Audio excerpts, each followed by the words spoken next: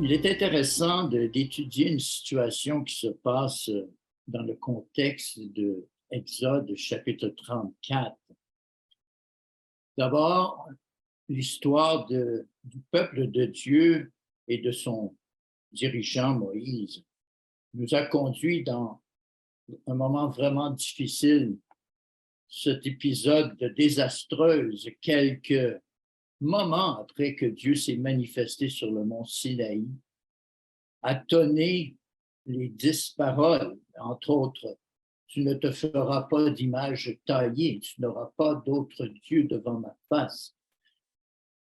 Et quelque temps après, ce fameux veau d'or, n'est-ce pas, qui est apparu, fabriqué par les Israélites, qui attendaient Moïse qui ne revenait pas et qui a dit, bon, ben, je pense que Moïse nous a abandonnés et on a besoin d'instructions, on a besoin de voir notre Dieu. Alors, ils ont fait un Dieu à leur image, ou du moins l'image d'un veau. Et Dieu, bien sûr, a voulu détruire le peuple. Avec quelques conversations avec Moïse, il a décidé de ne pas le faire. Et voici qu'au chapitre 34, Dieu va recommencer. Il va recommencer en redonnant à Moïse les 10 paroles, les 10 commandements. Alors, lisons à partir du chapitre 34, parce qu'il y aura, en plus de ce don des 10 paroles, il y aura la proclamation de plusieurs attributs de Dieu. Dieu va faire des déclarations concernant les traits de son visage, les traits de son être. Exode 34, verset 1 d'abord. Le Seigneur ou l'Éternel dit à Moïse, taille 2 tablettes de pierre comme les premières, je lis dans le français courant. J'écrirai sur ces tablettes les paroles qui étaient sur les premières tablettes que tu as brisées. On se souviendra que Moïse, en voyant le peuple en pleine débauche, en adoration d'une idole, s'est emporté et a jeté par terre les 10 paroles et elles ont été brisées.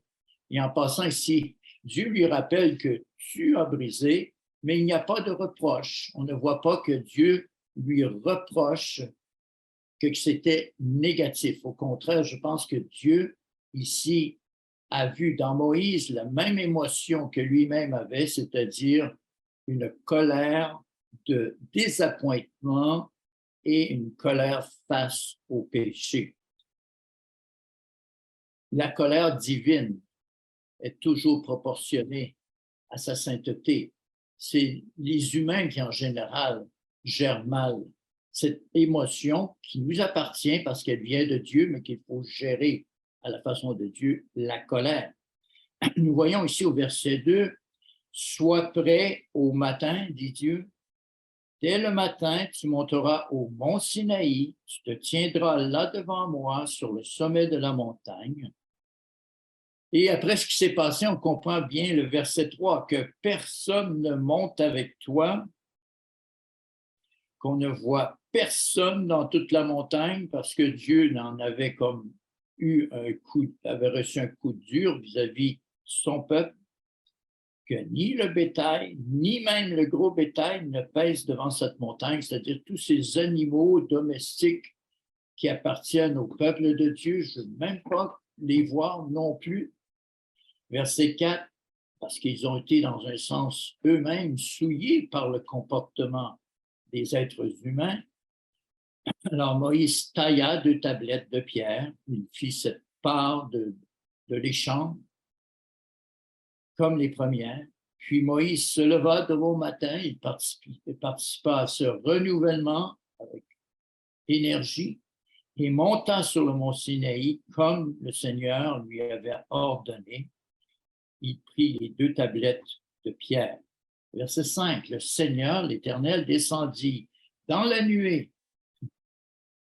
se tint auprès de lui et proclama le nom de Yahvé, le tétragramme, I-H-V-H. comme j'aime le représenter. Et le Seigneur passa devant lui en proclamant. Alors, nous allons voir ce qu'il a proclamé. Nous allons le détailler parce que nous allons voir plusieurs attributs, plusieurs qualités. Nous allons les disséquer un peu. Le Seigneur, ou Yahvé, Yahvé, Dieu compatissant et clément. Je suis donc dans le français courant comme pour appeler à un vocabulaire parfois un peu renouvelé. Bien sûr, on peut suivre exactement aussi avec toute traduction, dont Louis II, patient et grand par la fidélité et la loyauté. Je vous donnerai les termes hébreux pour quand même aller en plus grande profondeur, qui conserve sa fidélité jusqu'à la 1000e génération, qui pardonne la faute, la transgression et le péché, mais qui ne tient pas le coupable pour innocent, qui fait rendre des comptes aux fils et aux petits-fils pour la faute des pères jusqu'à la 3e et la 4e génération. Alors, il y a ici plusieurs proclamations, plusieurs déclarations dans cette proclamation, devrais-je dire. Et voyez la réaction suite à cette proclamation. Moïse s'empressa de s'incliner jusqu'à terre en se prosternant. J'espère que suite à la description un peu plus proche de ces attributs, nous nous empresserons, nous aussi, de s'incliner devant de telles qualités de notre Dieu. Alors, nous allons admirer les attributs ou traits du visage de Dieu donnés lors de cette révélation spéciale à Moïse.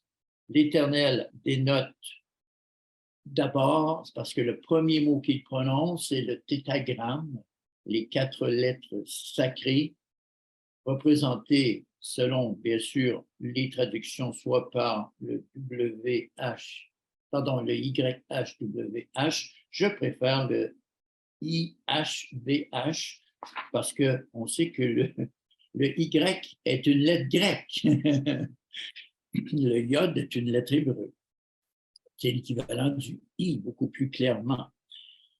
Alors, qu'est-ce qu'il dit? La première parole, c'est « je suis ». Je suis. Je suis celui qui est. Je suis le Dieu miséricordieux avant qu'un homme pêche. Et je suis le même Dieu miséricordieux et qui pardonne après qu'un homme a péché. Tout changement qui doit s'opérer doit être dans le cœur du pécheur et non pas dans la nature de la divinité.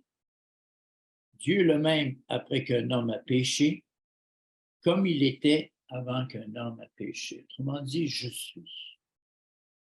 Yahvé, c'est l'être, le grand je suis, celui qui peut dire justement je suis avec tous les qualificatifs, en équilibre et en rayonnement.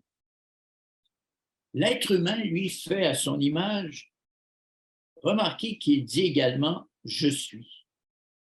Faiblement, en faisant erreur, en essayant de son mieux, je suis heureux aujourd'hui. Je suis content. Je suis père de famille. Je suis épouse. Une personne sur la planète peut dire aujourd'hui, je suis président des États-Unis, président de la France.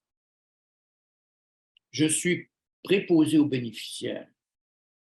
Et en fin de compte, et c'est là ce qu'il ne faut pas oublier de dire, je suis mortel, poussière, biodégradable. Vous voyez le contraste avec le grand je suis et le petit je suis. Alors Dieu dit je suis. Comparons ceci maintenant avec la première lettre à Timothée, chapitre 6, les versets 15 et 16. On pourrait mettre ces paroles-là. Bien sûr, c'est Paul qui parle, mais j'entends très bien l'Éternel qui parle. Lorsqu'il se définit comme quoi? toujours dans le français courant, le bienheureux et seul souverain, le roi des rois, le seigneur des seigneurs, qui seul possède l'immortalité. Possède dans le sens qu'il gère parfaitement l'immortalité et surtout qu'il peut la donner. Il est le seul à pouvoir la transmettre. Il est le porteur et le transmetteur de vie éternelle, qui habite une lumière inaccessible. Inaccessible si Dieu ne donne pas l'accès, un peu comme l'image du roi Assuérus qui devait donner accès, selon la loi des Mèdes et des Perses, à toute personne qui pouvait intervenir dans sa vie. Il avait droit de donner accès ou de refuser accès. Et Esther a pris le risque de demander accès, en fait, de forcer l'accès au roi, et bien sûr, il lui accordait donc. C'est le seul Dieu qui habite une lumière inaccessible, à moins d'en permettre l'accès, que nul homme n'a vu ni ne peut voir, à qui appartiennent l'honneur et la puissance éternelle. Et là, on comprend mieux ce que Osée nous disait lorsqu'il dit « Arrêtez, sachez que je suis Dieu ». Alors, c'est la première déclaration. Il la redouble. Je suis. Deuxième, Elohim. Je suis le Dieu puissant. Je suis le Dieu de l'univers. Je suis le maître de la nature et de l'humanité. Je suis source de toute crainte, de toute émulation, de toute recherche de perfection. Je suis la source de tout désir d'éternité. Comparons ce beau texte avec la lettre aux Hébreux 11. Vous savez, nous lisons ces mots et ces mots devraient nous interpeller par le fait qu'ils décrivent chez nous un phénomène humain qui est quand même peut-être ce que Dieu a mis de plus beau dans l'être humain. C'est celle-ci. C'est le désir de chercher plus grand que soi. C'est par la foi. Je vais d'abord lire le verset 3 de ce passage qu'on connaît bien, de la lettre aux Hébreux 11, chapitre 11, verset 3, et ensuite on lira le verset 6. C'est par la foi, c'est par un sentiment intérieur profond de confiance que nous reconnaissons que le monde a été formé par la parole de Dieu.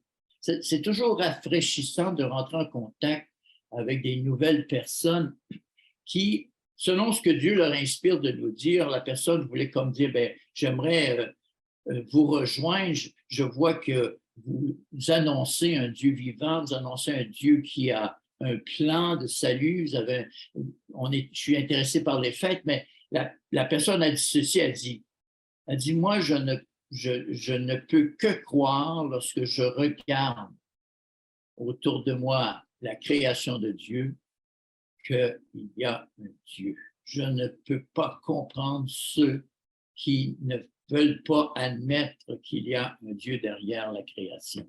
Alors, c'est quand même rafraîchissant d'entendre ces paroles-là en l'an 2023, surtout au Québec, en tout cas, alors qu'on est une société très laïcisée qui aime se gausser du fait qu'on n'a pas besoin de Dieu. Alors ici, c'est par la foi que nous reconnaissons que le monde a été formé par la parole de Dieu, en sorte que ce qu'on voit n'a pas été fait de choses visibles. Alors Dieu a en quelque sorte créé le monde visible et ses beautés pour inciter l'homme à le rechercher dans ce décor naturel, le rechercher comme s'il se cachait en arrière de ce décor naturel pour que nous ayons le désir de le trouver. C'est très positif, ça. Et bien sûr, au fur et à mesure que nous approchons de lui, il va s'approcher de nous. Alors, c'est pour ça qu'au verset 6, nous disons, or, sans la foi, sans ce sentiment divin de confiance, il est impossible de lui être agréable, car il faut que celui qui s'approche de Dieu croit que Dieu existe. On ne peut pas vraiment longtemps s'efforcer de s'approcher de quelque chose qui n'existe pas. L'énergie va manquer, le désir va manquer, l'initiative va manquer.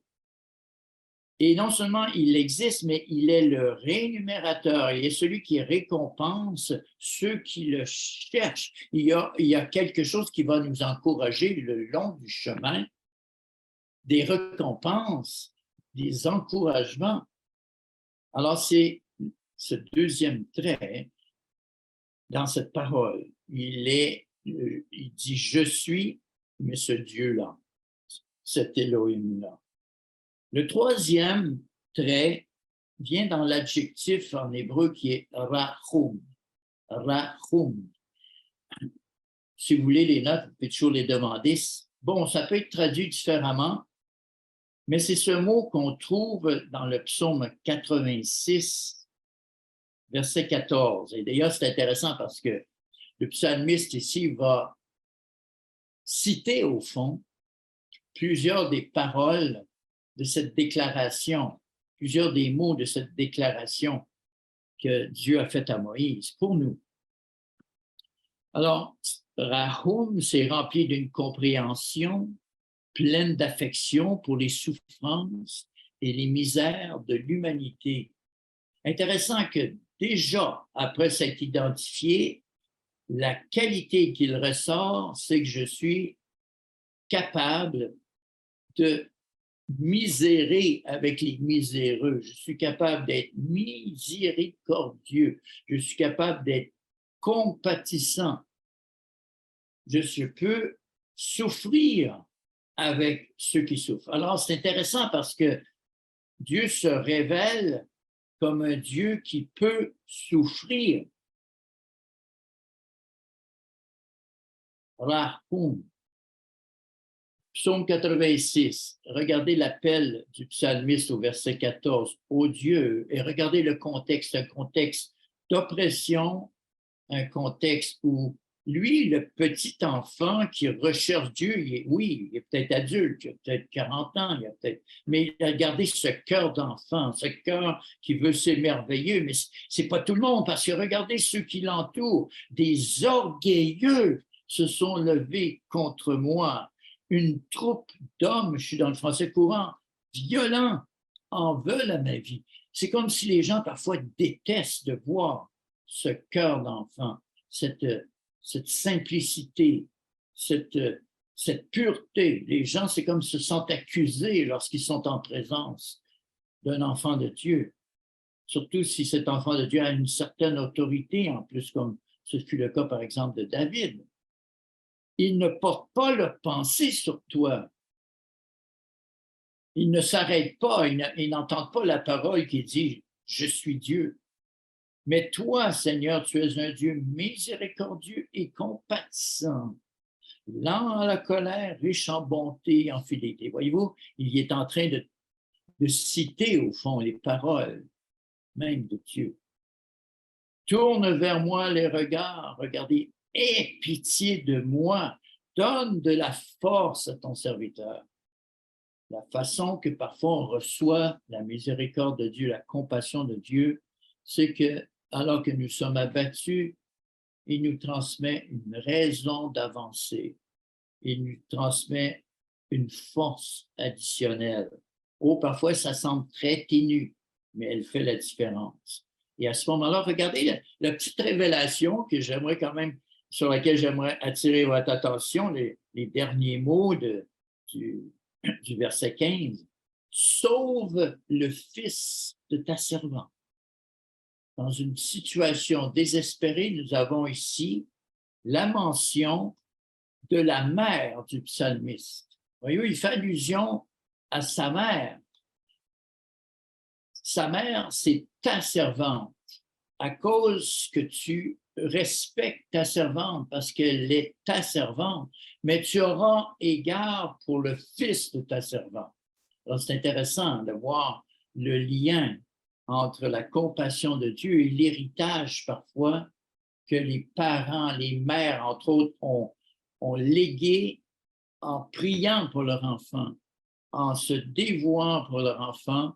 Et ici, le psalmiste fait appel à l'amour que cette mère a démontré vis-à-vis de Dieu en le donnant ensuite à son fils. Alors, Rahum, compatissant, dans la version français courant. Mais il y a tout de suite l'autre qualité qui va s'ajouter, qui est très semblable. Ça veut dire et. Ranun, il y a presque un jeu de mots. Rahum, Ranun. Clément, qui soutient, qui vient à l'aide, qui console, et on a affaire non seulement à ceux qui souffrent, mais aux plus faibles, aux plus vulnérables, qui console les affligés, relève les opprimés. Ici, je vais citer un homme qui s'appelle Mendelssohn, un commentateur. Il ne s'agit pas du musicien Mendelssohn, je ne pense pas, mais il dit ceci: chez l'homme, les qualités de compassion, de clémence, de miséricorde se manifestent occasionnellement et temporairement. Il en est autrement pour Dieu. En lui, la grâce et la compassion sont des émanations permanentes, inhérentes et nécessaires de sa nature. Lui seul peut être appelé Rahum V'Chanun. Alors, notre Dieu s'est engagé à être le défenseur des plus faibles, des veuves, des orphelins, tout être vulnérable. Et avant même de proclamer ça, regardez ce qu'il dit dans quelques chapitres précédents, au Exode 22. Il va citer une situation très simple qui pouvait être courante dans ce milieu-là. Vous savez qu'en Terre Sainte ou dans les régions même du Moyen-Orient, il peut faire très chaud durant le jour. Mais il y a un contraste, par contre, la nuit, surtout dans les régions plus proches du désert. Il peut faire jusqu'à 30 degrés, même 40 le jour, mais ça peut tomber à 5 ou 10 degrés durant la nuit, ce qui est très difficile pour le corps pour s'ajuster. Et là, Dieu dit, je tiens compte de ces choses-là pour le pauvre. Il va dire, il pourrait arriver une occasion où un pauvre va demander, emprunter quelque chose et va laisser son manteau en garantie qu'il va le rapporter. Il pourrait arriver une situation où la personne qui a emprunté quelque chose ne puisse pas le rapporter, l'a perdu, se l'est fait voler. Il dit, prends garde à toi qui as accepté le manteau en garantie, de ne pas utiliser cela contre celui qui t'a emprunté. Il dit ceci, car sa seule couverture, c'est le manteau qu'il a sur la peau. Dans quoi coucherait-il? Autrement dit, même s'il ne tient pas son engagement pour une raison ou pour une autre, il revient te voir et dit, j'ai besoin de mon manteau. S'il crie vers moi, je l'entendrai, car je suis clément, je suis Ranun. Je suis Ranun. L'autre qualité qu'il va dire, en fait, c'est un deux mots, mais il est traduit patient, c'est correct. On va voir quand même l'original parce que c'est un peu humoriste, je pense. Alors, c'est Erer Apayim. Ça veut dire londonné. Londonné, pas londonien, londonné, qui a un nez long. Et parfois, les Juifs messianiques s'amusent en posant la question aux gens, est-ce que Dieu a un long nez? Alors, Dieu n'hésite pas ici à évoquer par un langage non verbal des traits de son visage spirituel. Parce que je ne sais pas si vous avez remarqué une personne qui est en colère, qu'est-ce qui se passe avec son nez? Lorsqu'elle est en colère, sa respiration s'intensifie, se saccade, et là, les narines de son nez vont s'écarter rapidement. Ça s'appelle en hébreu être court de nez. Avoir le nez court, avoir le nez qui s'enflamme facilement. Au fond, c'est d'être impatient, c'est d'être colérique. Alors Dieu se dit, lui, lent à la colère, c'est-à-dire long de nez, non pas court de nez. C'est-à-dire qu'il ne se hâte pas à punir le pécheur, mais lui donne des occasions de revenir de ses mauvais comportements. Comparons ceci, frères et sœurs, cette qualité d'être patient à Proverbe 14, où la même expression va être utilisée, mais là, elle va être appliquée pour nous.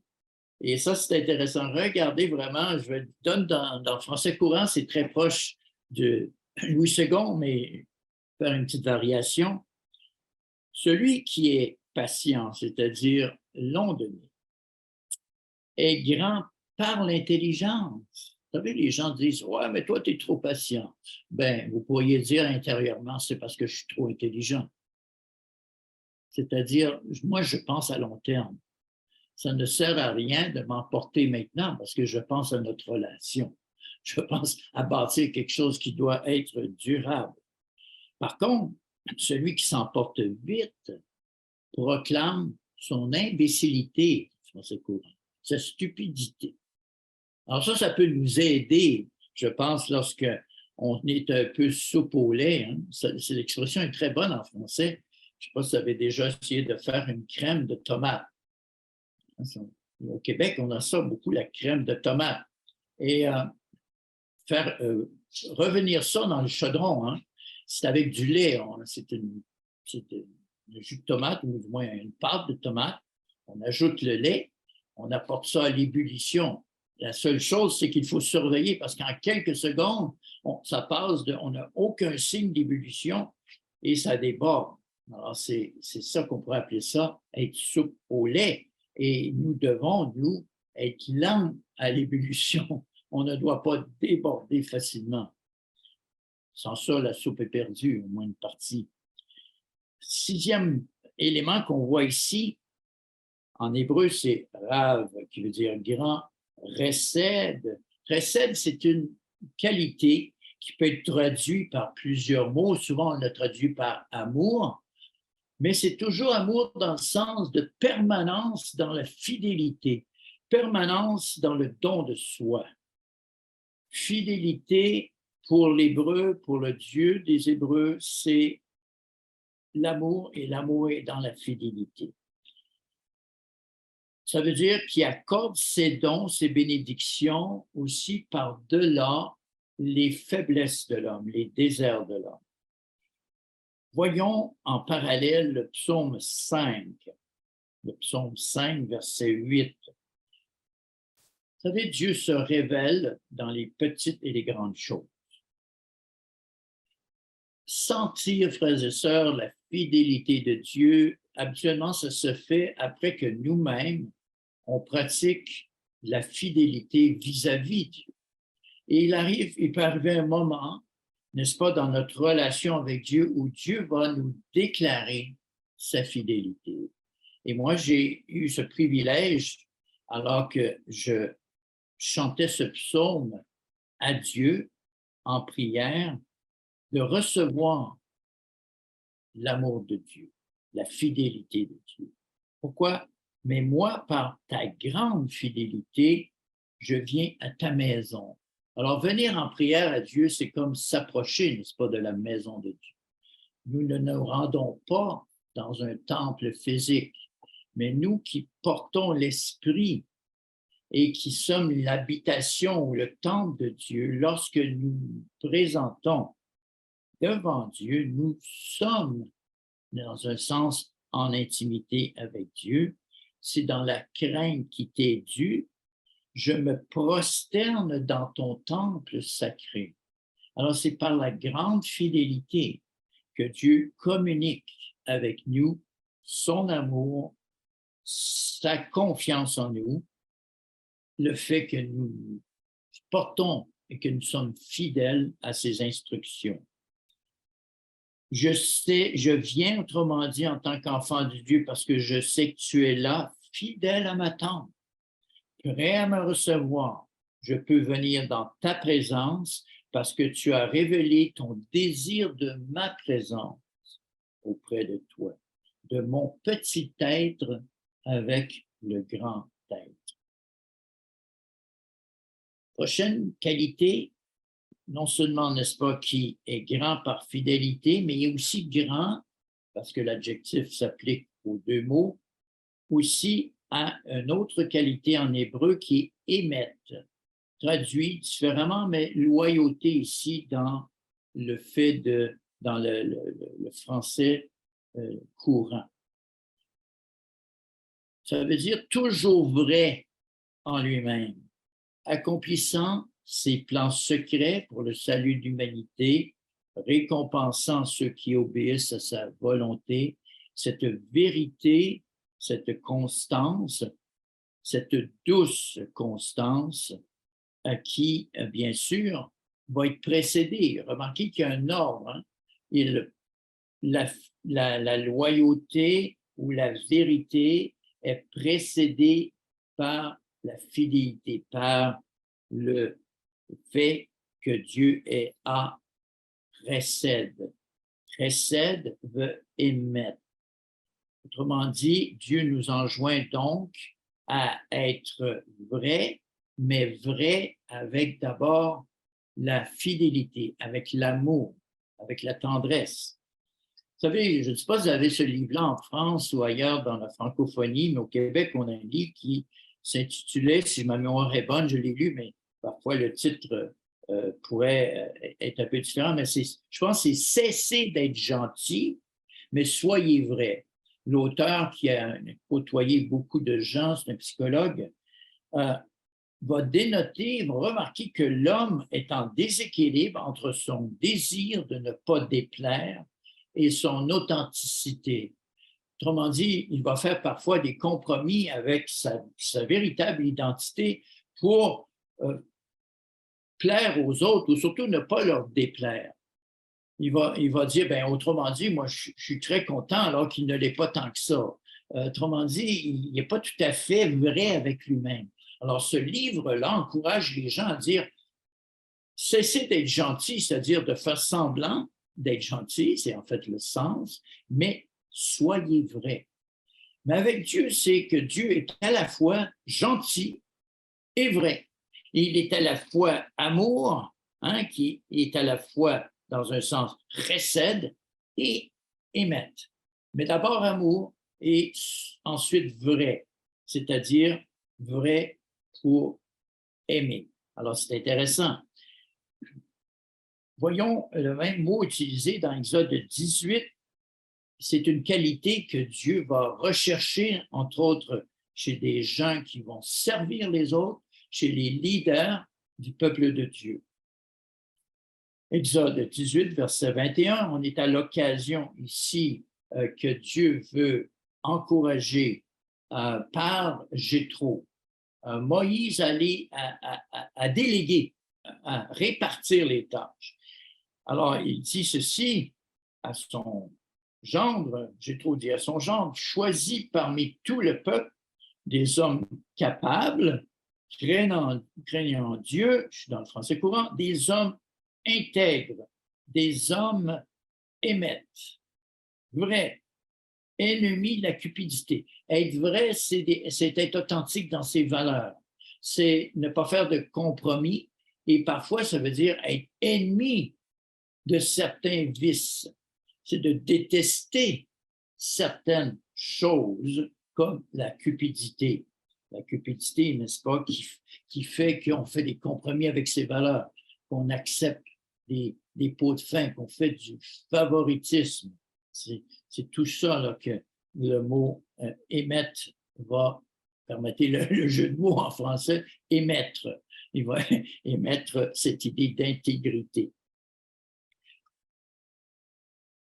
La prochaine qualité qu'il va nous donner, en fait, c'est une phrase parce qu'il va répéter le mot récède, notser récède, la alaphim, c'est-à-dire qu'il conserve sa fidélité jusqu'à la 1000e génération. Dieu se souvient des bonnes actions des ancêtres jusqu'à la 1000e génération. Il réserve des récompenses aux descendants les plus éloignés. C'est le grand principe, entre autres, des nations qui ont été bénies à cause de la fidélité d'Abraham, d'Isaac et de Jacob.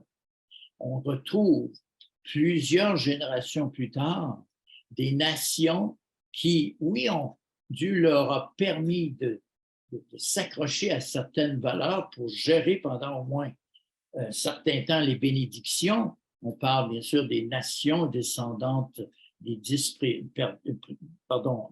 tribus perdues d'Israël, entre autres. Et nous avons ce principe-là qui montre que Dieu va bénir jusqu'à 1000 générations. Mais quand on y réfléchit bien, si on calcule le nombre de générations, par exemple, depuis Abraham, comme je pense le fait Matthieu, vous vous souvenez, il dit, il y a tant de générations jusqu'à David, tant de générations de David, je pense à la déportation, aussi la déportation jusqu'au Messie, je pense qu'il dit 14, 14, 14. Fait que le total, c'est quand même loin de 1000 générations. Ajoutons celles comme Luc fait depuis Adam, on n'arrive quand même pas à 1000 générations. Alors, quand il dit qu'il garde sa fidélité jusqu'à 1000 générations, mais je pense qu'on peut associer cela facilement à ce que M. Victor Bernal là, nous suscitait dans la prière, c'est « Hey, Dieu, on a hâte que tu bénisses tout le monde. On a hâte que ta fidélité va s'appliquer à toutes les générations de l'humanité. » Et bien sûr, lorsqu'on sera rendu à 1000, on sera vraiment dans une éternité à s'avancer. Parce qu'on pense bien sûr aux 1000 générations. J'aime beaucoup ça parce que le mot millénaire est peut-être un petit peu comme un rapprochement en disant qu'il y aura un millénium qu'on pourra annoncer que les générations, hein, il y en aura des générations bénies.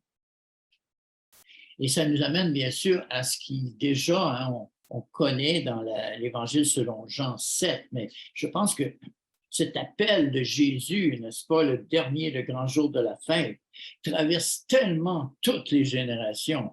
J'espère que vous l'entendez résonner dans Jean 7, l'Évangile selon Jean 7, 37. C'est un passage qu'on connaît, mais si on le met avec cette qualité de Dieu, le dernier jour, le grand jour de la fête, Jésus se tenant debout, il s'agit d'une proclamation solennelle, comme lorsque l'Éternel est passé devant Moïse, il s'écria, « Si quelqu'un a soif, qu'il vienne à moi et qu'il boive.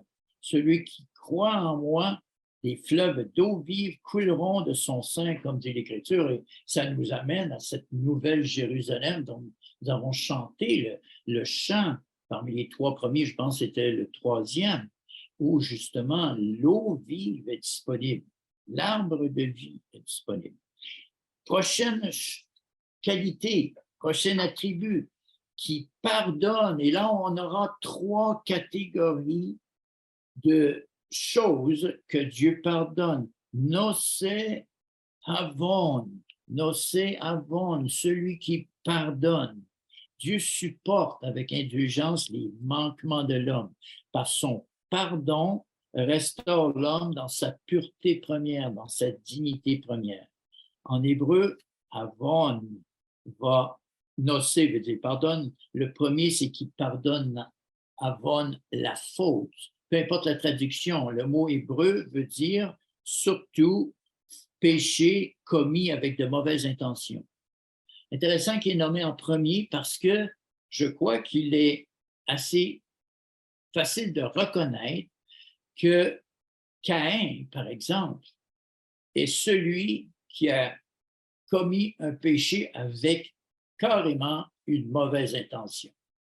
On le voit, n'est-ce pas, avoir cette envie, cette jalousie vis-à-vis son frère, cette colère, ce ressentiment qu'il laisse bâtir en lui alors que Dieu dit « Non, non, il faudrait que tu domines sur ces émotions négatives que tu entretiens. Alors, Dieu dit qu'il pardonne avant ce genre de faute. Intéressant parce que c'est le même mot qui est utilisé, entre autres, dans Ésaïe 33. Ésaïe 33, verset, on peut lire ça au verset 24. Au verset 24, on est dans le contexte millénaire, on est projeté dans ce règne de Dieu, ce royaume de Dieu. Il parle justement de ceux qui sont dans Sion. Aucun de ceux qui ne demeurent là ne dit « je suis malade ». J'ai plus ce genre de problème que j'avais, problème physique, problème émotionnel, problème spirituel. Pourquoi le peuple qui habite là voit sa faute avon pardonnée. C'est intéressant de voir la connexion avec la 1000e génération, hein, qui pardonne aussi quoi? Péchant, la transgression, les œuvres mauvaises produites dans une malice et une rébellion contre Dieu. Les œuvres mauvaises produites dans une malice et une rébellion contre Dieu, c'est péchant. Et le psaume 32, par exemple, va citer justement ces deux catégories de fautes. Entre autres, il va mentionner le mot péchant. Dans le français courant, c'est ici traduit par désordre. Désordre, le genre comme la révolte de Corée, hein, c'est un désordre. Au Québec, nous avons beaucoup de désordre. Les lois qui sont passées en niant l'existence de Dieu. On pense faire plaisir au peuple, mais en fait, on handicape son futur en permettant des choses qui vont brouiller, n'est-ce pas, la distinction entre un père et une mère, entre l'homme et la femme, entre ce que Dieu veut de clair pour les enfants. Alors, nous avons ceci au psaume 32, le verset 1 et 2. Heureux ceux dont les désordres sont pardonnés et dont les péchés sont recouverts à Vaughan. Heureux l'homme à qui le Seigneur ne tient aucun compte de son péché. Un autre mot qui va être utilisé, le troisième mot, c'est hata. Hata. Alors, hata, c'est ici le péché commis par négligence ou par erreur. Ce mot, n'est-ce pas, qui est utilisé dans l'hébreu, a été aussi cité par Paul dans Romains 4, heureux ceux dont les désordres sont pardonnés. Je m'excuse, j'ai une petite correction à faire. Le mot péché que j'ai dit tantôt, heureux l'homme à qui le Seigneur ne tient aucun compte du péché, c'est ce mot-là, hata, cette faute-là qui est faite par négligence. Vous savez, c'est peut-être la faute dans un sens qui m'interpelle le plus, non pas que je ne veux pas bien sûr commettre aucune faute, mais vous savez, par négligence, c'est parfois en ignorant ou en n'étant pas assez à l'écoute des besoins. Vous savez, c'est cette phrase de Jean qui dit « Celui qui sait faire le bien et qui ne le fait pas commet un hata, commet un péché de négligence. » Et celle-là m'interpelle beaucoup parce que je me dis, il me semble que je pourrais toujours faire mieux. Et finalement, on arrive à l'avant-dernière qualité, attribut. Je vous le sonnais en hébreu, voir comment vous voyez quand même, je pense que ça interpelle juste par la résonance. Venake lo yenake, qui ne tient pas le coupable pour innocent, en fait, qui pardonne et qui ne pardonne pas. C'est pas mal ça dans l'hébreu. Les érudits expliquent ainsi venake qui acquitte, entre guillemets, celui qui se repent, lo yenake, mais qui n'acquitte pas celui qui ne se repent pas. Il est miséricordieux, gracieux, prêt à pardonner, mais il n'abrogera pas, il n'annulera pas la distinction éternelle entre la lumière et les ténèbres, entre le bien et le mal. Dieu ne peut pas laisser totalement impuni les méchancetés répétitives et le fait de persister obstinément dans le mal. Autrement dit, la bonté de Dieu ne peut pas anéantir sa justice. Dieu doit être juste envers non seulement sa loi, sa nature, mais je dirais aussi les victimes. Les victimes, frères et sœurs. Dieu doit être juste.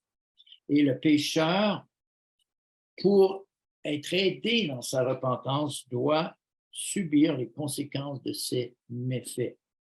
Ne pas pardonner, parfois, c'est de laisser les conséquences s'accumuler jusqu'à temps qu'il y a une douleur, il y a une destruction qui pourrait amener le pécheur à se repentir. Les conséquences incontournables et impartiales du péché peuvent aider l'homme à percevoir qu'il n'y a pas de passe-droit à la justice. Les punitions au péché ne relèvent pas d'une vengeance, mais ont pour but d'apporter la conversion et la guérison. C'est pour ça qu'il ajoute cette dernière qualité qui est une expression générale, je ne la dirai pas en hébreu parce qu'elle est très longue, mais qui fait rendre des comptes aux fils et aux petits-fils pour la faute des pères jusqu'à la 3e et la 4e génération. Et je pense que vous et moi, on a réfléchi beaucoup à cette réalité. On sent parfois, on dit, ouais, mais pourquoi les fils devraient-ils payer pour les pères? En fait, c'est dans un certain sens, je crois que la loi que Dieu veut nous enseigner, c'est la loi de la solidarité humaine. Nous ne sommes pas en vase clos. Nous sommes dépendants les uns des autres. Nous avons reçu un héritage de nos parents. Nous transmettons un héritage à nos enfants, si bien sûr nous avons ce privilège. Une chose certaine, nous avons tous eu des parents, connus ou inconnus. Il y a eu un géniteur et une génitrice quelque part, si vous permettez l'expression.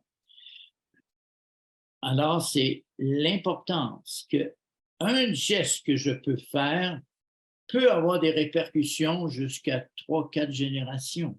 Et ça, frères et sœurs, c'est à la fois peut être positif et négatif.